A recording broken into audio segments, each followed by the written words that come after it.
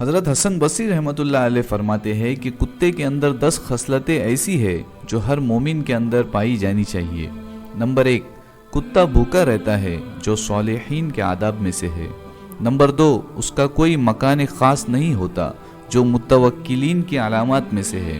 Number 3، یہ رات کو کم سوتا ہے جو محبین یعنی اللہ سے محبت رکھنے والوں کی صفات میں سے ہے۔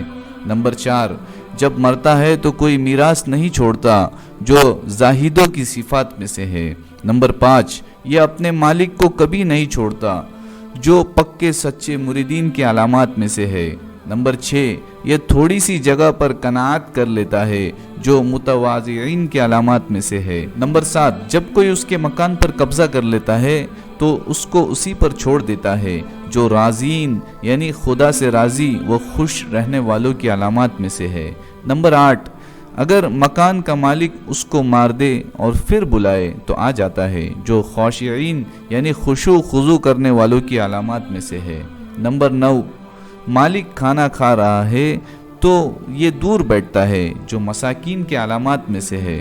نمبر 10، جب کسی مکان سے کچھ کر جاتا ہے تو پھر اس کی طرف التفات نہیں کرتا یعنی اس کی طرف مڑ کر نہیں دیکھتا جو مخرونین کی علامات میں سے ہے۔ اسی طرح کی اور اسلامی معلومات حاصل کرنے کے لیے ہمارے چینل کو سبسکرائب کریں۔